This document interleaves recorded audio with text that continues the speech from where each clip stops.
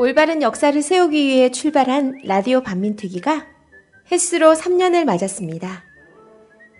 청취해주시고 성원해주신 많은 분들께 감사드립니다. 라디오 반민특위는 많은 분들의 열정과 성원으로 진실되게 만들고 있습니다. 방송 후원은 농협 352-0399-1319-43 강삑분으로 부탁드립니다. 앞으로도 더 정의롭고 깊이 있는 방송 되도록 노력하겠습니다.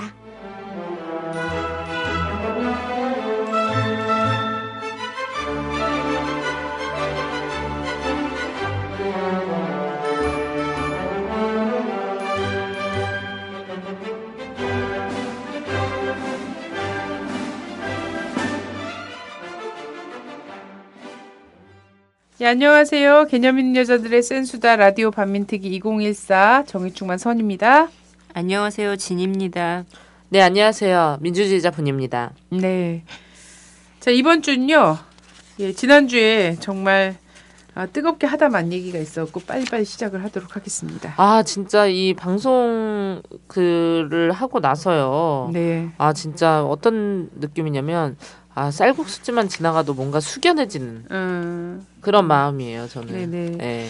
최근에 그런 거 한번 참고했으면 좋겠는데 최근에 그 오마이뉴스에 그 정대협에서 그 사회적 기업 있어요. 베트남 문제와 관련한 사회적 기업 여기랑 같이 해서 베트남을 기행하고 거기서 이제 전쟁 피해자들과 이렇게 만나고 그러면서 기획 기사를 좀 지금 올리고 있는 게 있어요. 네. 근데 그거를 보면 정말 있잖아요. 어린아이들과 여자들이 어떻게 당했는지 한국이 그때 정말 못 모르고 가서 어떤 일을 저질렀었는지 우리는 왜 그들에게 또 사과해야지 되는지 우리 역사가 빗대어서 이런 얘기들을 굉장히 맛있게 잘 쓰셨어요.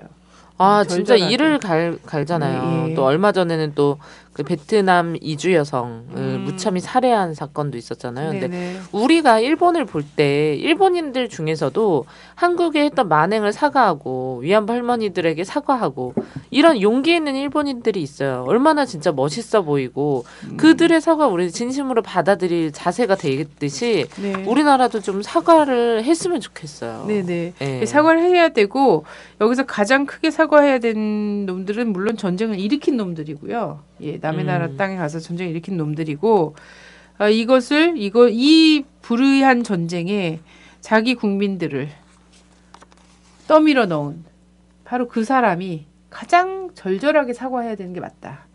그죠? 등 떠밀려 가서 못 모르고 가서 총질했던 이런 사람들도 물론 너무 가슴 아파하고 다시 돌아봐야 되는 역사긴 하지만 그렇게 등을 떠밀었던 권력자들 있잖아요. 지금도 여전히 하고 있는 이 사람들이 또 사과해야 된다. 그래서 자 봅시다. 고! 베트남 전쟁. 54년에는 무려 14억 불을 제공하고 50년부터 54년 사이에는 약 26억 불에 해당하는 원조를 프랑스에 제공했다고요. 새끼들 이 작전이 여기저기 먹혔구만. 그렇죠. 저희가 요즘 되게 바쁘잖아요. 이 알면 알수록 바쁜 것 같아요. 이 세계는. 네네. 할 일이 너무 많아. 네. 옛날에는 그냥 친일파 성찬이나 하면 되는 줄 알았는데 자꾸 막 군사훈련도 반대해야 될 것 같고 촛불 집회도 나가야 될 것 같고 하다못해 출마까지 노동자 해야 될 집회 것 같고. 나 갑자기 후보까지 됐어. 너무 많아 할 게 너무 싸울 대상이 많은 거여서 이거 좀 너무 적이 많은 거 아닌가 그랬는데 베트남에 비하면 이건 아무것도 아니네. 베트남에 비하면 이 몇 개 나라를 상대로 이 사람들은 계속 본받아야겠어. 근데 이렇게 수많은 전비를 쏟아 부었음에도 불구하고 이 전쟁은 사실 승리할 수가 없었어요. 그들에게 있어서는. 제국주의가. 나는 베트남 근성 좋아. 그죠? 베트남 근성 좋은 거를 또 우리는 어떻게 배웠었냐면 방공 교육의 시절에는 야 베트공들이 얼마나 독한 줄 알아? 독한 놈들인 줄 아냐. 막 뱀 껍질을 막 벗겨서 먹어 막 이러구만. 완전 독종들이라서 거기 그렇게 미사일을 갖다 퍼붓고 막 이런데도 얘네들이 살아나와갖고 결국은 미국을 쫓아냈다고. 뭐 그런 얘기도 있었죠. 막 전갈에 물려도 안 죽는다고. 그죠. 그리고 세상의 빨갱이들은 어느 나라에 있든지 다 독종이다. 이거였어. 그들의 정신력이 대단하다 이렇게 얘기하면 안 되는 거야. 그러면 이제 고무 찬양에 해당하게 되는 거고. 예. 그런데 이 54년 제네바 협정이 예. 56년 7월 중에 이 총선거 남북 베트남에서 총선거를 실시해서 민족 통일 정부를 구성하는 것으로 되어 있었거든요. 예. 2년 안에. 네. 그런데 이게 깨진 거죠. 민족 통일 정부는 절대 못 봐줘요. 그게 네. 어느 나라건. 하여튼 미국은 민족 통일 정부를 굉장히 싫어합니다.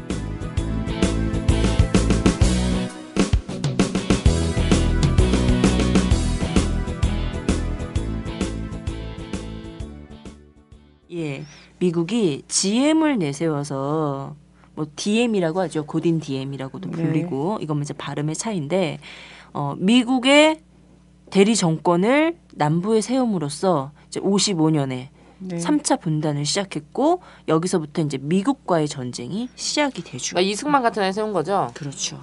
네, 맞습니다. 정확하게 지적을 하셨는데요.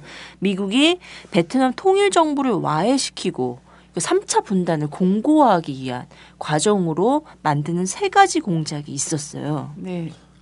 그 공작을 한번 보겠습니다. 첫 번째는 민족 반역자이자 무명인으로 미국에 체류하고 있던 응오딘 DM. 아까 제가 이제 GM이로 발음했죠. 네, DM이라고 하겠습니다. 네. 을 베트남 인물로 부각시켜서 그를 남베트남 제1 권력자로 또 미국의 하수인으로 삼는 것이 첫 번째 대비책이었어요. DM 이승만이다. 네, 맞습니다. 두 번째는 부패한 사람 자꾸 골라.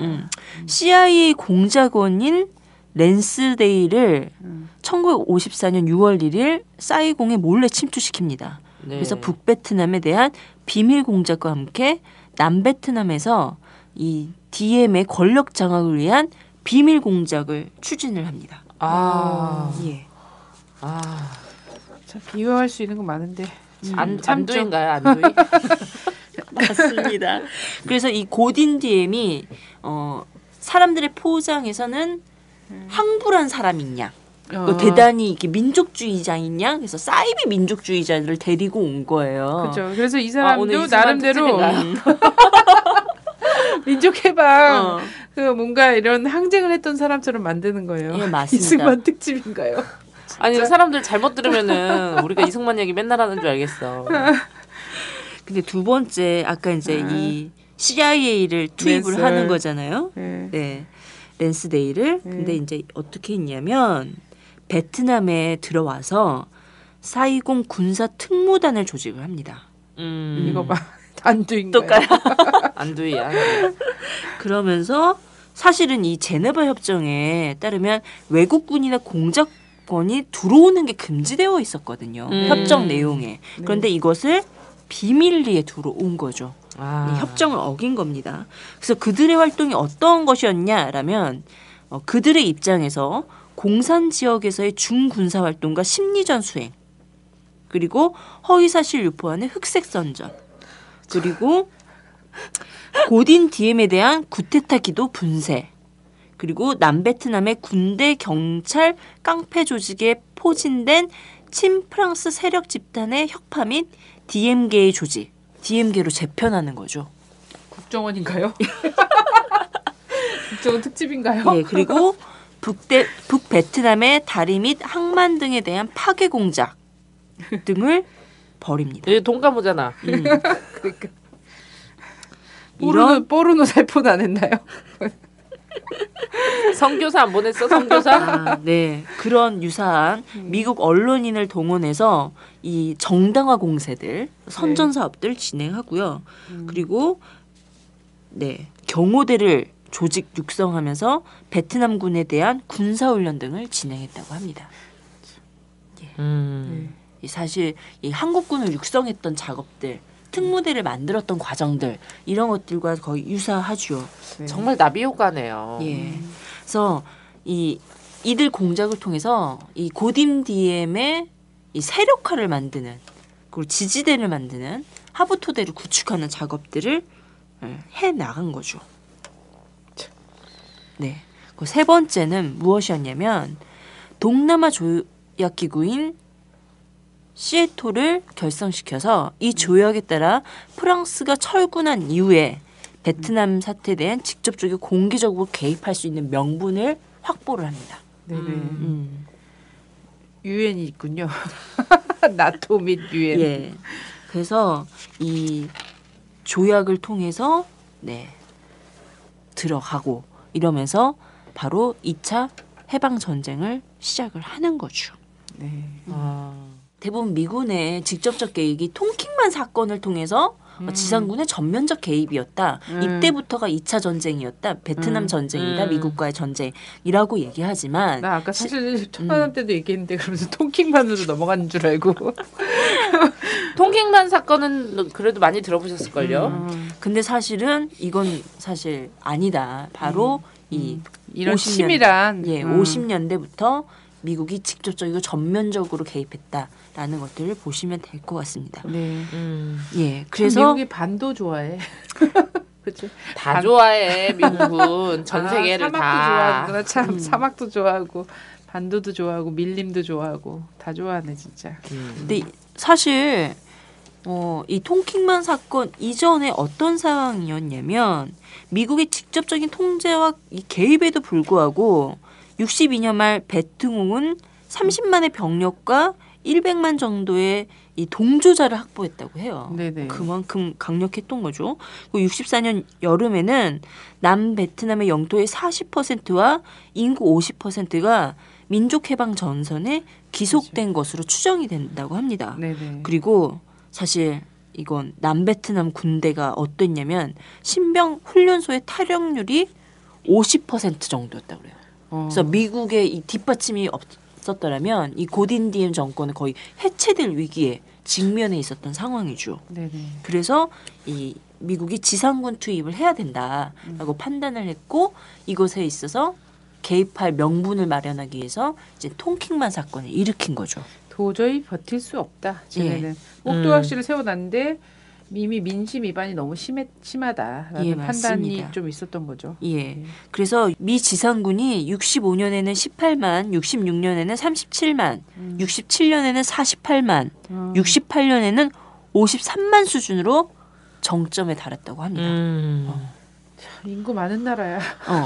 각지에 이렇게 많은 군인을 보내놓고. 여기에 남베트남군 100만과 한국군 등 연합군 6만 명이 투입이 된 네. 전쟁이었죠. 네, 전쟁이 벌어집니다. 예. 그런데 여기에 이것만 한국군이 몇만이요?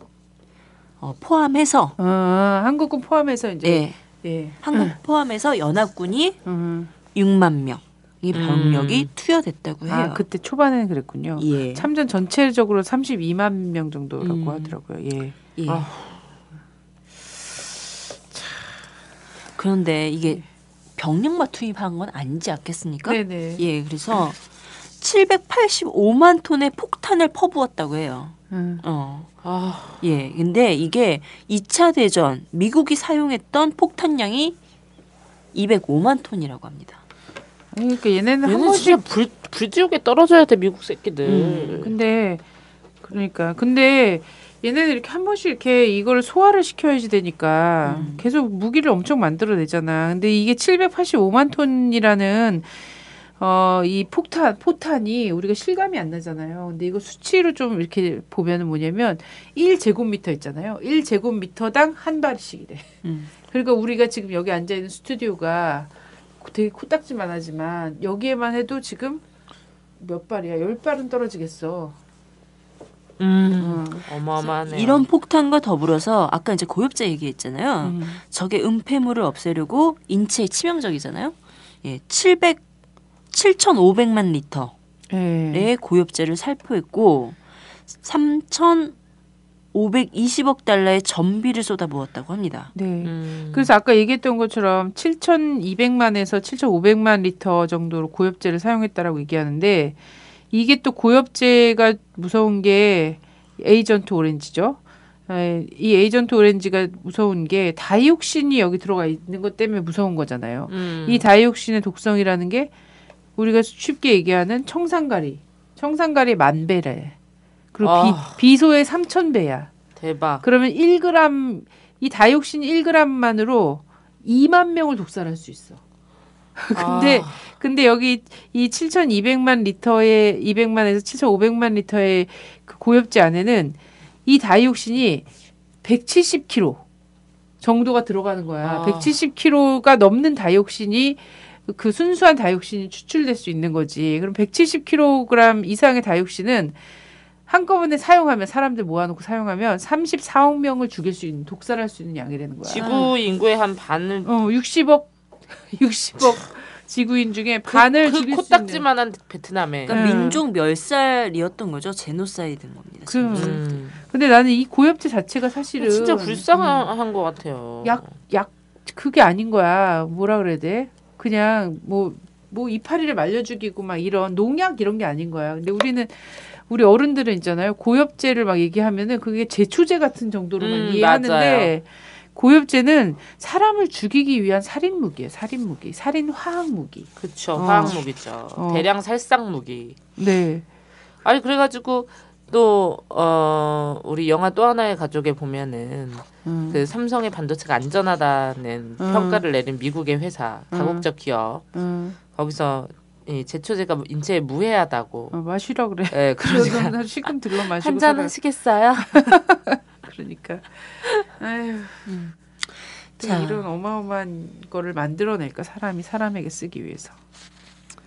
근데 진짜 베트남 사람들은 우리나라도 약간 이런 학살이나 이런 걸 많이 당했지만 정말 베트남 사람들이 이가 갈릴 거예요. 미국이라고 하면. 맞아요. 근데 이게 제가 아까 이제 미국이 쏟아부은 그런 785만 톤의 포탄이 사실 베트남 땅에 1제곱미터당 한 발의 포탄이 떨어진 거다라고 얘기를 했지만 한국 전쟁 때에 또 미국 포탄이 엄청나게 많이 떨어지지 않았습니까? 네. 한 예로 보면은 평양 같은 경우에요. 사실 집중 포화죠. 그죠. 38선 이남도 포탄을 많이 맞았어요. 그래서 그 포탄 맞고 집단 학살 당한 이런 나라들이 있잖아요. 이런 지역들이 있잖아요. 네, 웰컴 투 동막골 이런 데도 뭐 나오죠. 네. 근데 평양 같은 경우에도 어떻게 되냐면 인구 1인당 2개의 포탄을 평균으로 그때 전쟁 때 한국 전쟁 때 받았거든요. 그러니까 베트남 전역이 50년 그 평양이 받았던 대우를 받은 거예요. 참 포탄이 많은 나라예요. 진짜 제노사이드예요. 네. 받지 않아도 될 대우를 받은 거네요. 네. 참. 예, 그럼에도 불구하고 이겼어 근데. 미국은 그럼에도 포기할 불구하고 수밖에 졌어. 없죠. 그런데 당시 이제 이 68년 1월에 베트공의 구정 공세가 시작을 했다고 해요. 예, 그때 이 구정 공세 때 6대 도시 가운데 5개 도시, 그 44개 지방 주도 가운데 36개 주도, 2042개 읍 가운데 25%의 읍이 베트공의 공격을 받았다고 합니다. 예, 그래서 사이공에 있는 미 대사관이 점령이 되고 옛 베트남의 왕도였던 후에 씨가 베트공에게 한 달 동안 점령됨으로써 미국의 위세가 바닥에 떨어졌죠. 네. 그렇게 수많은 전비와 폭탄과 이런 것들을 쏟아 부었음에도 불구하고 베트공을 이길 수가 없었던 거예요. 더 웃긴 거는 그 미국이 이런 어떤 게릴라전이나 이런 거에 대해서 굉장히 많이 대비를 하는 것 때문에 고엽제나 폭탄을 굉장히 많이 썼는데 우리나라 공수부대를 거기서 하늘에서 뛰어내려가게 했잖아요. 그렇죠.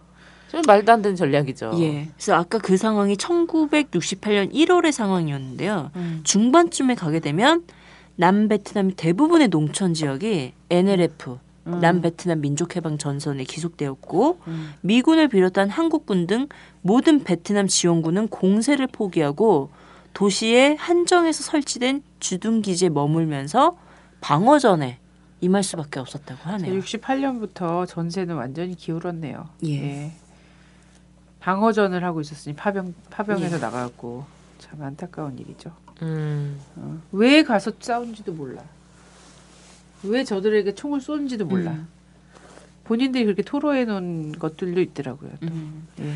그러니까 이런 정도 되면 전쟁을 끝내야 되잖아요. 네. 근데 그럴 수는 없었죠. 왜냐하면 포기하기에는 안 되니까. 왜냐하면 이 공산화 정책에 반해서 일으킨 정책이기 때문에 최소한 남베트남은 살려야 되겠다. 남아둬야 되겠다. 본전 생각난 거죠. 그렇습니다. 그래서 남베트남의 무력을 강화시켜서 자생력을 높이고 또한 그들의 독립과 생존권을 보장하는 분단 고착화 정책을 추진하죠. 먼저. 네네. 어떡해. 그럼에도 너무 슬퍼. 72년 3월에 전개된 베트공의 충계 대공세를 하면서 사이공 북방 100km 지점까지 전선이 확대돼서 남베트남의 무력은 근본적으로 소멸 직전까지 몰리는 상황이 되었다고 해요. 그리고 미국도 철군을 하지 않을 수 없는 상황이었다고 합니다. 그러면서 73년 1월 정전협정이 발효되죠. 아까 이 정전협정이 바로 파리협정, 베트남 평화협정이 체결이 됩니다. 네. 그럼에 따라서 73년 3월 미군 철수가 완료가 되고 이후에 남베트남의 해체 징후가 곳곳에서 일어나면서 75년도에 통일이 된 거죠. 네. 아 부럽다. 예. 통일도 네. 되고. 아 우리가 이렇게 그냥 이런 텍스트적으로 이렇게 얘기를 하지만 정말 이렇게 이 수많은 고엽제와 폭탄과 그 굉장한 심리전과 얼마나 악랄한 그런 것들이 많아요 전쟁에. 물론 이제 상호 그런 게 있겠지만 이런 결과를 이런 과정 속에서 통일 75년도에 되기까지는 너무 그 베트남 민족들이 너무 아픔을 많이 겪었을 것 같아요. 그죠. 예. 지금도 그래서 이 베트남이 사실 30년 동안이나 이런 전쟁을 치른 건데 외세와의 전쟁을 치렀는데 그래서 지금도 베트남 곳곳 마을에서는 제사가 한꺼번에 있어요. 왜냐면 그냥 자연사하거나 이런 게 아니라 학살당했거든. 집단 학살당한 데가 너무나 많기 때문에 꼭 지역마다 제삿날이 겹치는 집들이 그렇게 많다라고 하더라고요. 저는 이제 또 그러면서 한국에서 이 친일파들의 후예들과 분단에 기대어서 왔던 사람들 있잖아요. 그래서 네. 빨갱이라 그러면 계급부모는 이런 사람들이 또 베트남의 과정을 보면서 되게 공포스러워해요.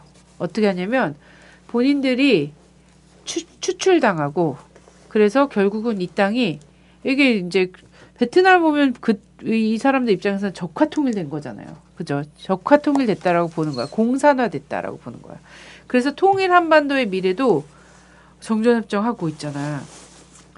그 종전협정하고 미군 철수가 시작되고 그리고 나서 오는 통일은 뭔가 공산화 바로 이것일 거다라고 베트남에 비교해서 자꾸 미래를 생각해요. 그리고 굉장히 공포스러워해. 근데 물론 공포스러워해도 해야 될 사람들도 있지만 공산주의가 뭔지도 모르고 사회주의가 뭔지도 모르는 사람들조차 그렇게 되게 공포스러워하는 이런 게 있단 말이지. 근데 우리는 사실 남북이 지금까지 또 걸어온 과정은 또 그 베트남이 전쟁을 통해서 전쟁으로 쭉 철수까지 가고 그 종전협정하고 통일까지 가는 이 과정하고 또 다르거든요. 그래서 꼭 전쟁을 통한 통일 과정을 상정해 놓은 사람들이 이런 공포에 빠지더라라는 거예요. 대화와 협상을 통한 통일 과정은 적화 통일도 아니고 녹화 통일도 아니다. 그래서 이 과정을 보고선 괜히 불필요한 두려움에 빠져서 벌벌 떨지 말고 통일을 두려워하지 마라. 이런 얘기를 좀 하고 싶은 게 있고요. 그리고 되게 웃긴 게 네. 되게 다른 공산주의자들 있잖아요. 예를 들면 뭐 마오쩌둥이라든가 뭐 이런 사람들에 대해서는 엄청 되게 비방 많이 했는데 좀 우리나라에서 그래도 호치민에 대한 그런 비방이나 이미지로는 또 굉장히 좋은 편이잖아요. 아유 저기 뭐야 박근혜 씨도 호치민 찾아가고 이러잖아요. 베트남 방문하고. 근데 사실상 이제 이게 막 70년대나 80년대 반공의 혼란스러워. 반공의 몰로 딱 보면은 호치민 어떤 그 저기 뭐야 을 추억하고 추모한다는 거는 사실 한국의 숯골들로서는 개거품 물어야 되는 상황인 거예요. 근데 저는 이제 여기서 한국 군대는 어떤 역할을 했는가 이걸 좀 봐야 되잖아요. 사실은 아까도 말씀드렸던 것처럼 돈 때문에 간 거예요. 그때 너무나 배고팠던 서민의 아들들이 네. 있는 사람들의 아들들이 갔겠어요? 있는 사람들의 아들들은 군대도 안 가요. 한국은 전통적으로 지금까지 그러잖아요. 근데 군대 가서 파병까지가 이거 다 없는 서민들의 자식들이 간 거거든요. 근데 여기서 한국군 참전이 전체적으로 다 해서 이제 후방까지 해서 32만 명 정도 갔단 말이에요. 네. 예. 근데 이 중에서 전부 20대 새파란 청춘이었을 거잖아요. 그 서민의 이 아들들. 근데 정말 베트남에 대한 역사적 이해 없이 도대체 이 전쟁이 무슨 전쟁인지도 모르고 갔는데 그 중에 5,099명이 돌아오지 못했어요. 아, 이게 좀 짠한 얘기인데 네. 제가 결혼했잖아요. 시아버지께서 베트남 참전하셨었어요. 네네. 근데 이제 이분이 원래는 이제 전라도 분이신데 서울로 이제 일찍 올라오신 거죠. 왜냐면 네네. 너무 가난하니까 학교도 못 다니고 그래서 그때 이제 어린 나이에 결혼을 하잖아요. 네네. 그래서 결혼해서 아들을 하나 낳은 거예요. 우리 남편은 아니고 형을 예. 낳는데 그래서 형이랑 저희 남편이랑 나이 차이가 많이 나요. 예. 중간에 베트남 참전을 하셨기 때문에. 네. 네네. 그때 너무 가난했고 사실 그러니까 왜 베트남을 갔냐면 사실 뭐 전쟁을 뭐 정의로운 뭐 이런 게 아니라 거기 가서 내가 죽으면 네. 그래도 연금이 나오니까 우리 아들이랑 부인은 밥은 먹고 살겠지. 이런 마음으로 가셨다고 하더라고요. 그래서 예. 그 얘기를 이제 할 때마다 이제 또 막 가족들 다 눈시울이 막 붉어지는데 자기는 배운 것도 없고 그 당시에 뭐 일자리가 만났던 것도 아니고 어쨌든 가정을 이뤘는데 뭐 큰 아들이 아기 때 한 2-3살 때 뭐 주인집 애가 밀어가지고 넘어져서 머리를 다쳤다고 하더라고요. 근데 그 병원 갈 돈이 없어가지고 그걸 꼬매질 못했다고 하더라고요. 그래서 뭐 그런 과정 속에서 이제 가시게 됐다 이런 얘기를 들었죠 제가. 그래요. 그런 분들이 대부분이었는데 이때 사실 그렇게 갔다가 돌아오지 못한 사람이 근데 돌아오셨잖아요. 돌아오시고 또 이렇게 했는데 그건 정말 다행한 일이에요. 왜냐하면 거기 가셨다가 부상자 지금 뭐 취합된 것만 그런 거죠. 부상자가 11,000명이고 5,099명은 아예 정말 돌아오지 못했어요. 가족들 품으로 돌아오지 못한 사람들이에요.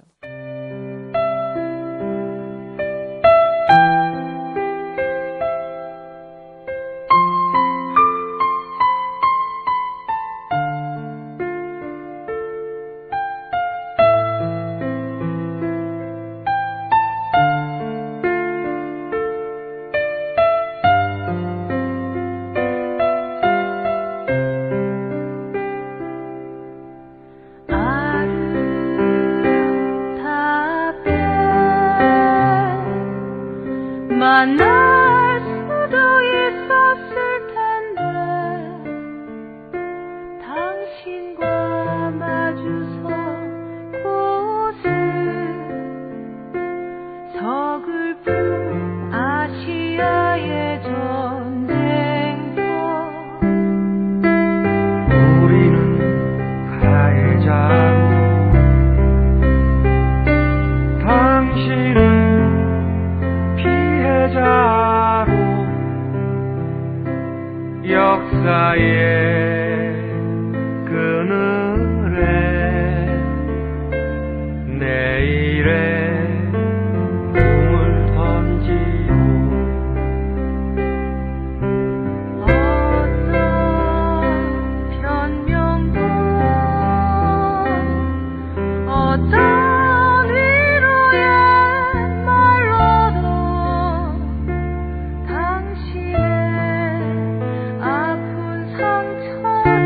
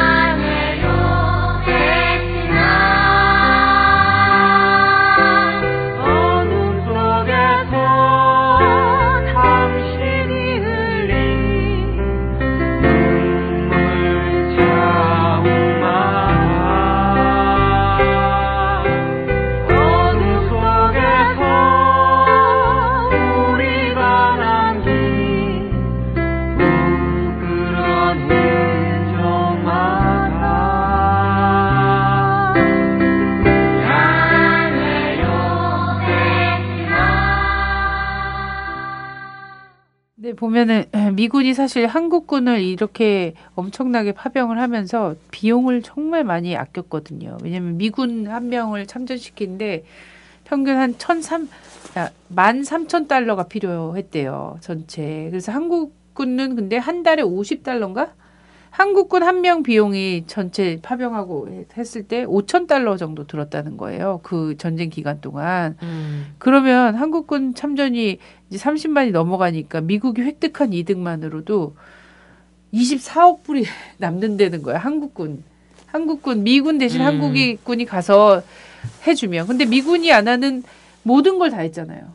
고엽제 뿌리는 것 대부분 한국군들이 다 했대잖아요. 베트남 국토 15%에 달하는 지역에 고엽제 아까 얘기했던 32억 명을 죽일 수 있는 고엽제를 쏟아부었거든요.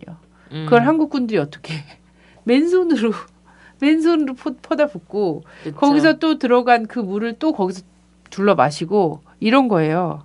지금도 다르지 않아요. 네. 미국이 하기 싫어하는 산업 이런 것들 다 우리나라가 받아서 고맙다면서 땡큐 하면서 예. 그러니까요. 그러면서 박정희 정권은 무엇을 얻고자 했는가 이게 네. 중요한 거죠. 사람 네. 목숨을 헐값으로 만들고 아니 뭐 사람 색깔 차이에 따라서 값어치가 달라지는 이러한 것들을 만들어낸 이 박정희 정권이 도대체 무엇을 위해서 그랬었던가 이게 네. 중요한 문제 아니겠어요? 네. 그래서 아버지 박정희가 가난한 새끼들 이거라도 해서 먹어라. 이러면서 고엽제 손으로 파서라도 너네 먹고 살게 이러면서 해주겠다, 뭐 이런 건가요? 이런 그냥 정말 어버이의 마음으로 한 사람- 것인. 그러니까 이 박정희 추종자들 경제 중심의 사고자들 네네. 이 사람들은 사실 한일협정의 자금 네. 베트남 전쟁 찬전 자금이 한국 경제의 종잣돈이라고 대들 아 설명을 경부고속도로 하잖아요. 그걸로 만들었대잖아. 아 진짜 어처구니가 없어가지고. 아 그게 종잣돈이라고 이야기하는 이런 사람들이잖아요. 네. 그러니까 사람 목숨값을 가지고 이렇게 만들었다라고 하는 것과 비교할 대상이 아니라고 저는 생각하고든요. 그죠. 어떻게 11,000명의 이 부상당 근 하여튼 지금 취업된 것만 15,000명이 넘는 사람들이 죽거나 다치거나 했는데 그 값으로 깔았다는 아스팔트가 그렇게 중요한 건가? 그 목숨만큼 중요한 건가? 이런 생각이 들지 않을 수 없어요. 그럼 도대체 역사는 뭘 남기냐는 거야. 그냥 개처럼 죽으라는 거야. 박정희 정권은 사실 베트남 파병을 하면서 정권 안보를 획득한 거죠. 미국이 떠나는 것에 대해 되게 우려를 했잖아요. 왜냐하면 이제 닉슨이 들어서면서 사실은 닉슨 도트리는 미군 철군이 주목적이 아니었어요. 미군 철수하는 거지만 뭐 네.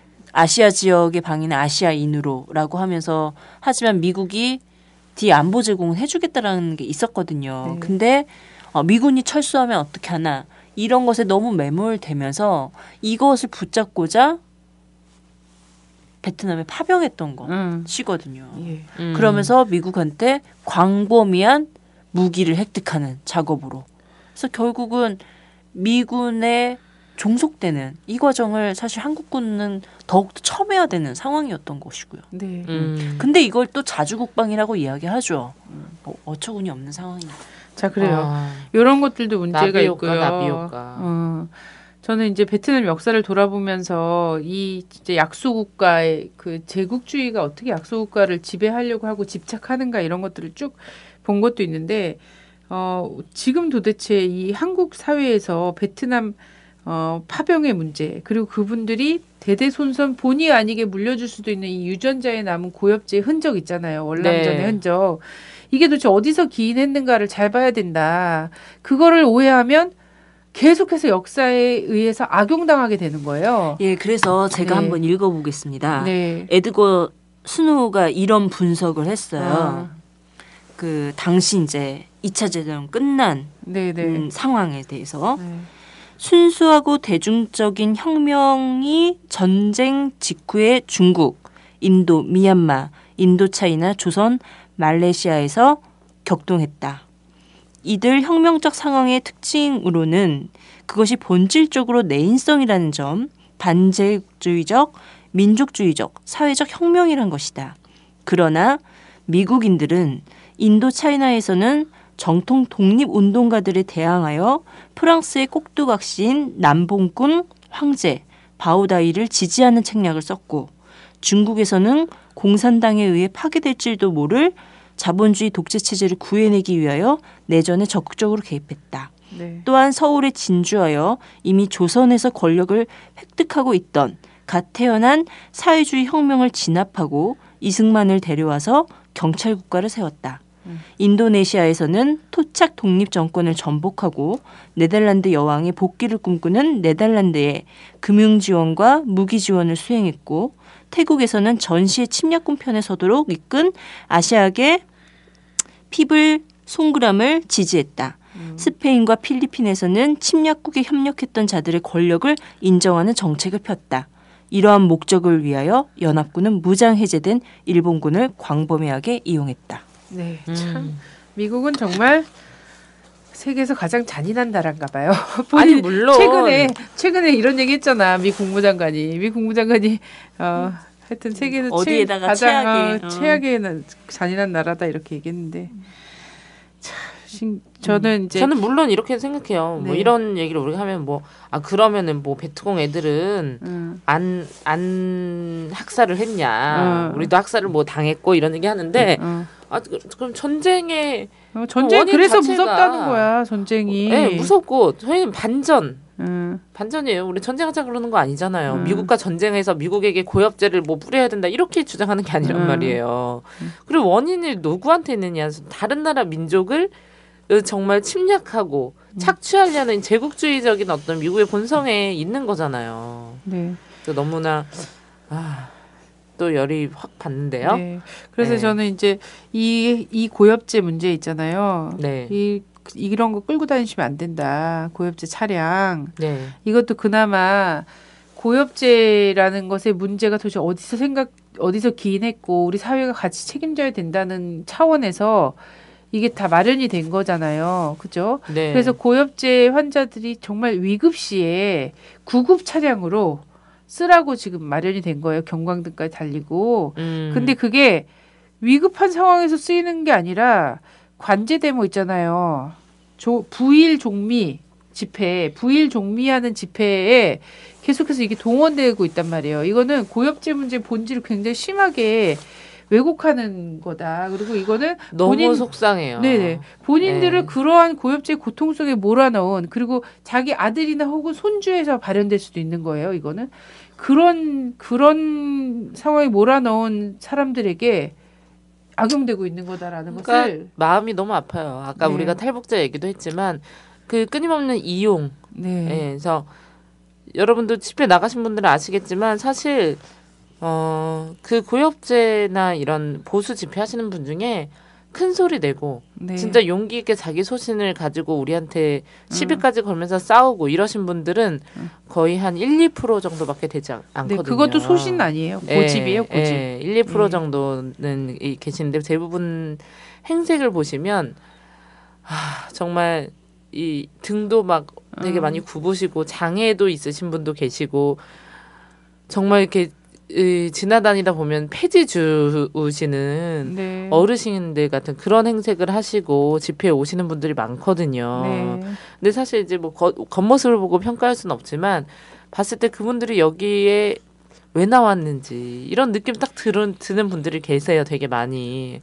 근데 이런 어르신들을 그런데 막 몰아내는 정말 인간 백정이나 할 수 있는 짓이 아닌가. 네네. 정부가 이런 거 노인들 이런 데 동원해서 일당 주고 막 떡 한 봉다리 주고 이렇게 할 게 아니라요. 원래 주기로 했던 월별 20만 원 주세요. 그 공약으로 했던 거. 그거 주면 돼. 그거 주는 게 모시는 일이고요. 미국에서 참전 군인들이 손해배상 청구 소송을 고엽제 관련해서 하기 시작한 게 78년이에요.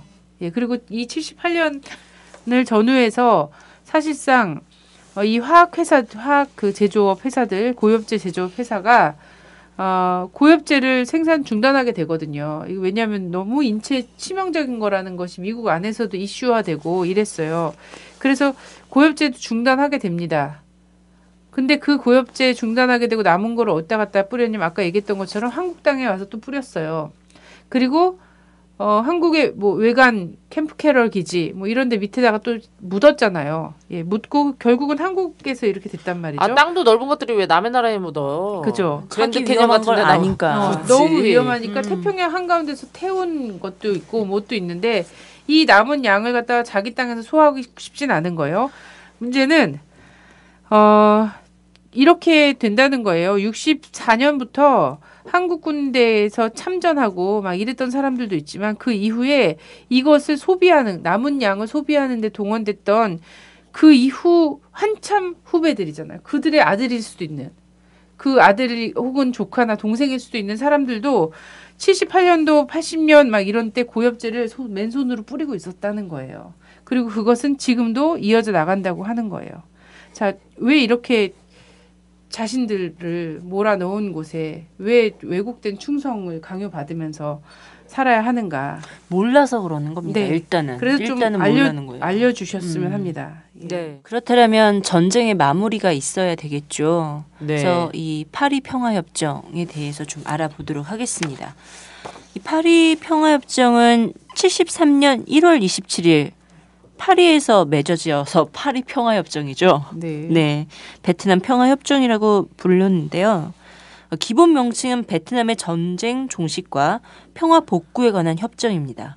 그래서 서문과 본문 9장 그리고 총 23개 조항으로 구성이 되어 있습니다.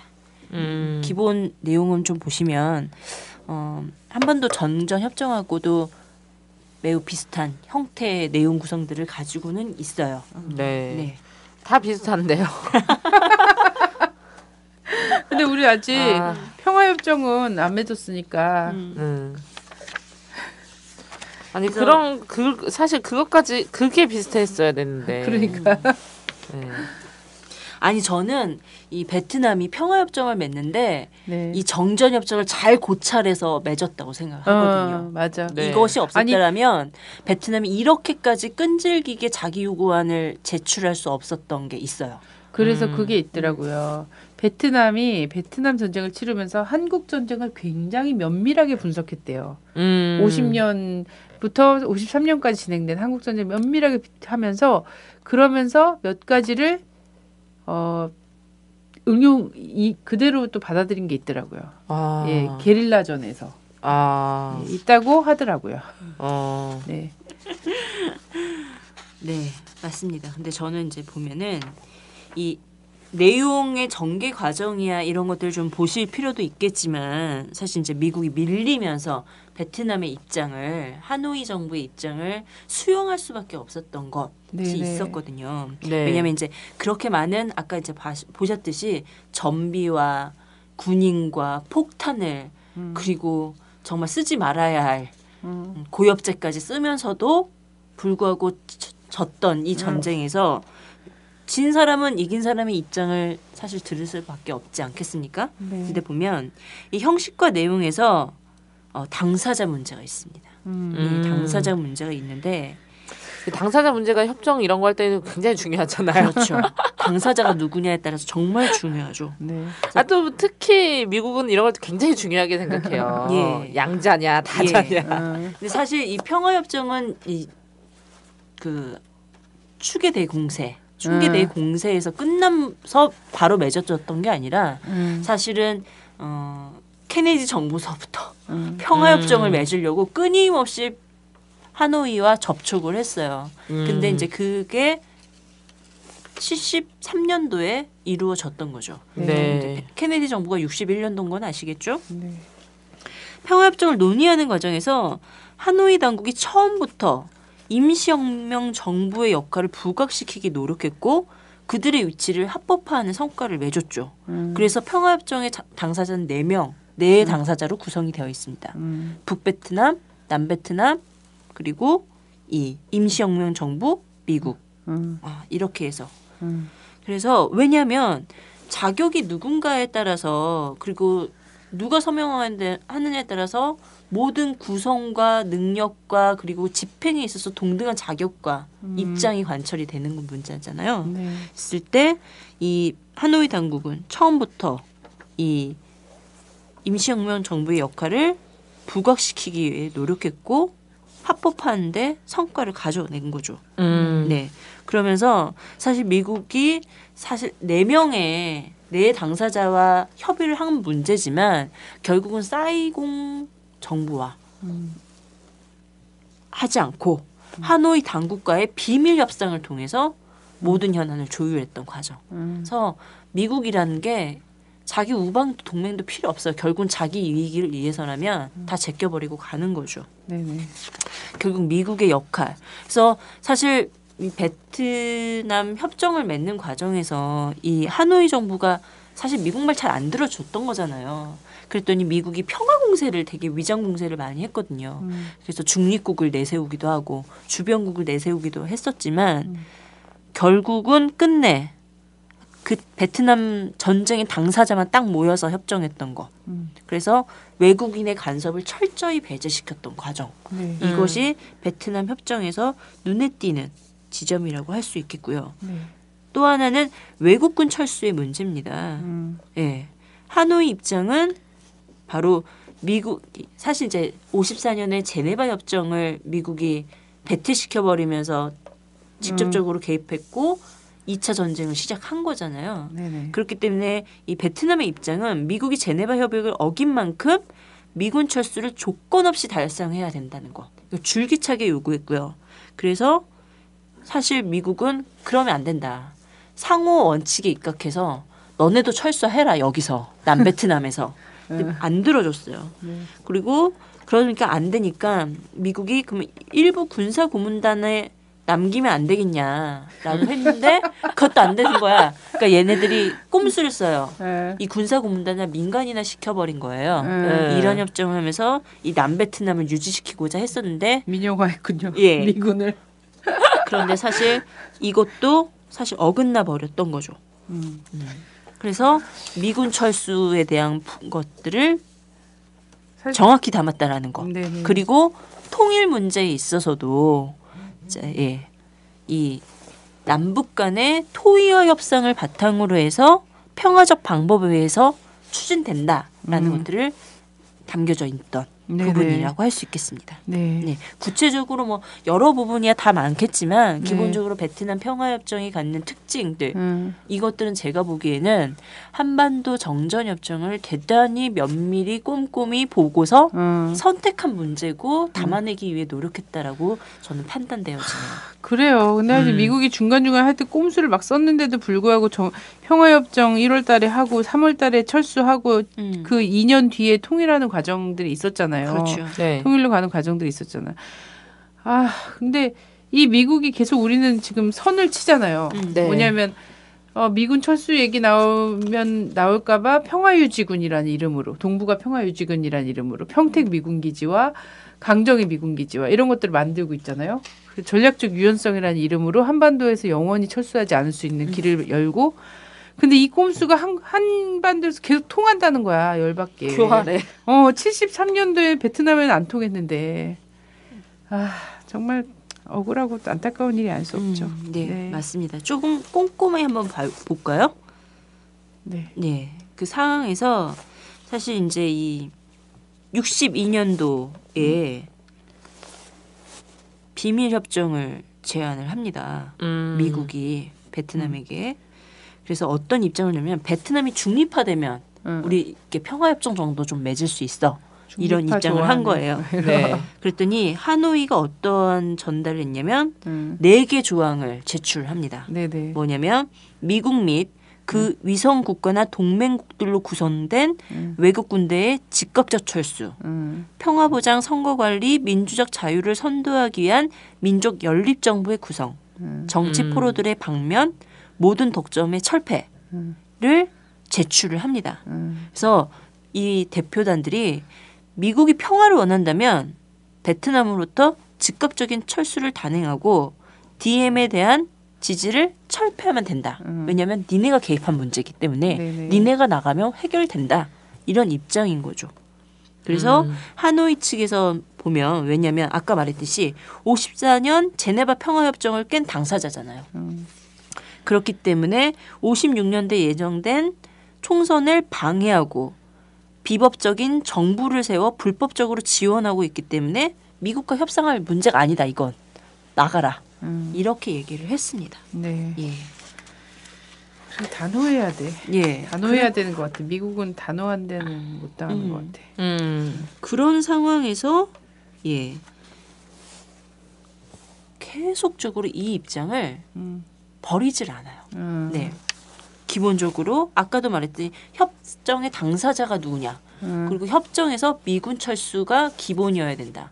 그리고 DM 정권에 대한 지지를 버려라. 라는 입장을 정말 시종일관 독점을 철폐하라. 예. 이런 것까지 들어가서 그래요. 물론 이제 해당 시기마다의 기본적인 것들은 달라질 수는 있겠지만 네. 협정 당사자의 문제, 미군 철수와 폭격 중지 이 부분은 버리지 않고 줄기차게 네. 이야기를 역사는 하더라고요. 미국을 다루는 법을 알려주고 있습니다. 예. 아유 진짜. 아유. 아니 뭐 이게 뭐 반미 이런 게 아니라 들으면 욕이 나올 수밖에 없는 정말 교활한 미국이에요. 근데 이렇게 해서 이렇게 잔인하게 해서 사실 미국이 이 지금 현대전을 해온 걸 보면요. 한국에서의 전쟁도 사실 되게 그때까지 미국으로서는 대단히 치욕스럽게도 휴전으로 끝났단 말이에요. 그러니까 완벽한 승리를 한 게 아니잖아요. 승리를 한 게 아니라 전쟁 발발 지점에서 똑같이 휴전이 됨으로써 사실상 그냥 전쟁이 있었던 건 없어도 소모전을 한 거죠, 그냥.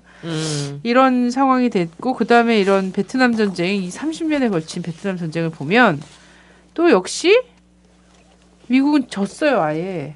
근데 최근에 들어서 또 미국이 벌이고 있는 이런 전쟁들 있잖아요. 네. 그리고 각 본인들이 직접 뛰지 않더라도 반군을 지원한다거나 정부군을 지원한다거나 또 다 다르지 않습니까? 정부가 어떠냐에 따라서. 이거 보면은 완벽하게 승리한 전쟁이 없어요. 네. 근데 계속해서 방법은 똑같이 고수하고 있어. 이런 잔인함 있잖아요. 사람들을 향해서 정말 무차별 그 폭격을 가한다거나 양민들 학살하는 거, 그리고 여성이나 그 부모가 보고 있는데 딸을 강간하고 온 가족을 네. 몰살하고 이런 짓을 중동에서 최근 연도에도 하고 있잖아요. 지금 이제 우크라이나가 내전 상황인 거잖아요. 네네네. 우크라이나 같은 경우도 보면 지금 이 주민투표 한다고 하잖아. 크림반도에서. 그거 네, 말고 어. 이제 탈북자들을 지원하는 것 마냥 네 맞아요. 이 엄청난 이 반 러시아 입장에선 단체들한테 네. 대대적인 물량 공세를 끊임없이 해왔었더라고요. 그죠. 이런 상황이 내전을 만들어내는 거예요. 맞아요. 네, 그리고 이 지금 그래서 크림반도에서는 주민투표 한다고 하는데 주민 총선거에서 민족통일정부 구성한다거나 여기서 이제 결정하는 거잖아요. 러시아로 귀속될 것인가 말 것인가. 근데 지금 그쪽의 민심은 사실 러시아로 다시 가자 이거거든. 그러니까 주민 총투표가 불법이라는 거야. 아니 투표가 불법일 게 어딨어. 유엔에서 소위 말하는 친미 국가들은 이렇게 얘기하면서 우크라이나 사태가 마치 이제 그쪽 주민들의 뜻에 반하는 상황처럼 벌어진 것처럼 얘기를 하잖아요. 참 이게 정말. 그래서 저는 그래도 러시아나 베트남 같이 이렇게 그래도 좀 알려진 나라들 아니면은 중동이나 이런 데 말고도 제3세계에 굉장히 보도되지 않은 예, 그 유엔선이나 아니면 이런 데서 그냥 해결되는 그런 나라들에게 저질렀던 그 만행들은 거의 사이코패스의 범죄와 비슷한 죄질의 이런 것도 굉장히 많이 있어요. 그래서 맞아요. 나중에는 좀 이런 것도 좀 알아보면 좋을 것 같은데 네. 정말 그 어떤 뭐 CSI인가요?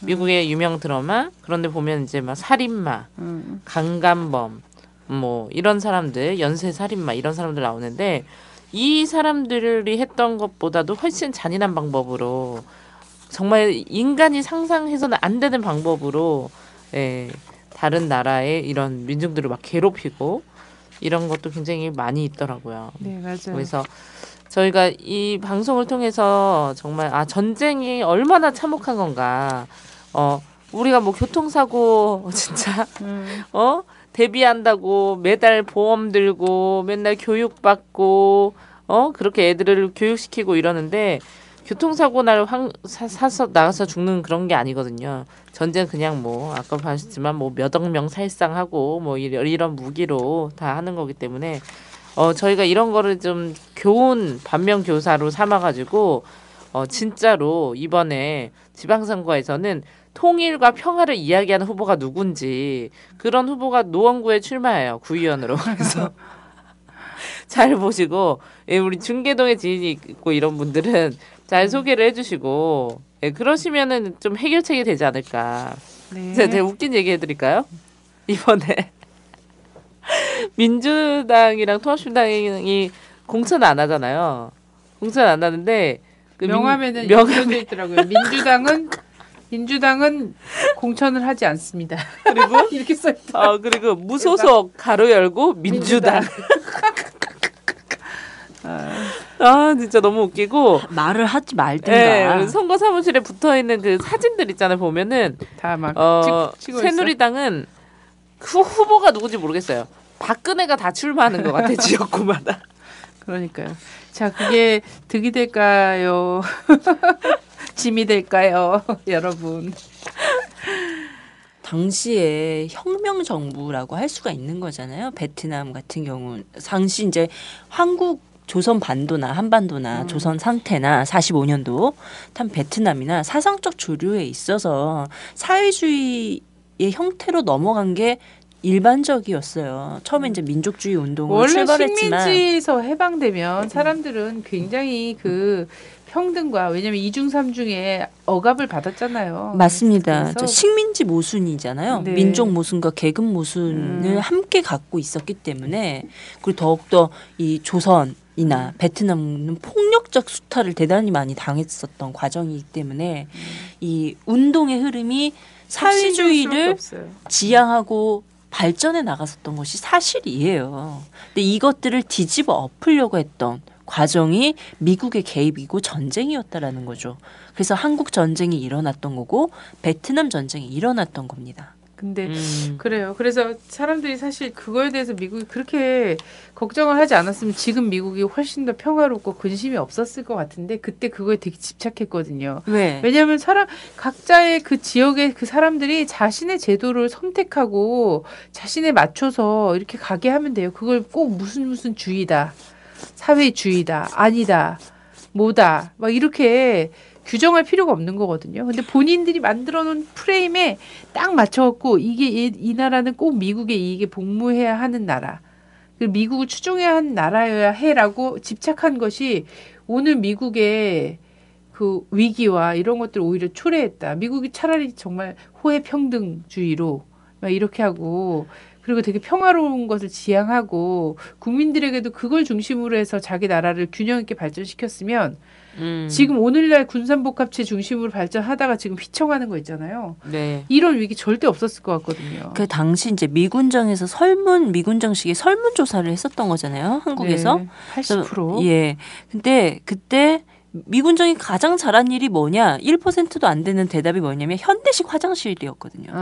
그 외에는 지지하는 게 없었어요. 그만큼 민중적 지지도가 없었다라는 거예요. 그런데 나머지 미군정에 반하는 것에 반한다고 얘기하는 그들이 그렇게 죽이고 싶어했던 세력들에 대한 지지도는 남달랐거든요. 이런 것들을 봤을 때 사실 이 혁명이라는 부분을 얼마만큼 민감하게 얘네들이 받아들였고 사실 이것을 없애야 된다는 것이 자기 기본 임무라고 생각했어요. 그들은. 네네. 그래서 자신의 개입이 정당해야 했고 그것을 정당하게 한 사건 조작도 무소불위하게 태평하게 만들어내면서 진행했던 거죠. 우리에게 다시 그래요. 그런 기회가 한 번은 오겠죠. 정말 우리 시민들의 마음으로. 네. 네. 자, 아까 뭐 스노우 얘기도 막 했었는데요. 촘스키 책 보면 그 507년 스노우 촘스키 뭐 친구예요? 네. 어떻게 하죠? 미스터 촘스키? 촘스키 씨 디어 촘스키 씨의 책을 보면요. 502년인가 507년인가 507년. 507년 전쟁은 끝나지 않았다. 이런 거 보면 이제 쭉 중남미 중소국가에게 미국이 어떻게 정치 공작을 하고 전쟁을 통해서 이렇게 예. 했는지 이런 게 나오고요. 끝으로요. 요 부분 읽어보고 싶어요. 미국의 독립선언문에 정말 인상적인 구절이 있거든요. 근데 진짜 모든 국가에게 꼭 해당됐으면 좋겠다 이런 거예요. 뭐냐면 미국의 독립선언문에 있는 겁니다. 미국이 꼭 명심했으면 좋겠어요. 우리는 다음과 같은 사실을 자명한 진리로 받아들인다. 모든 사람은 평등하게 태어났고 창조주는 몇 개의 양도할 수 없는 권리를 부여했다. 그 권리 중에는 생명과 자유와 행복의 추구가 있다. 이게 있어요. 네. 자, 고맙습니다.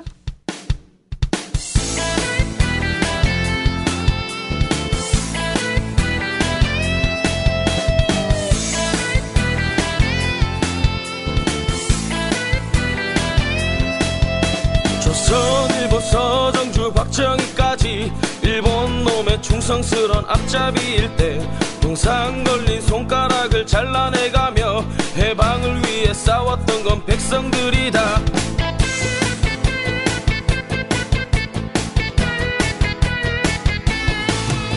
핫살원님 전두환과 그 똘마니들 5060의 부귀영화 대물림할 때 잡혀가고 죽어가고 고문당하며 민주를 위해 싸웠던 건 국민들이다. 실과 친미로 배불리는 매국노들 여의도에 또아리 들고 갈수록 적반하장 후한무치 지랄 연병 국민들 피눈물을 짜는구나. 더 이상 못 참아 더 이상 못 참아 국민이 나서자 국민이 나서자 우리의 힘으로 모두 갈아엎자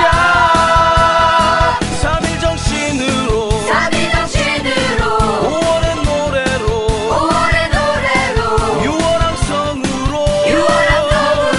역사를 만들자.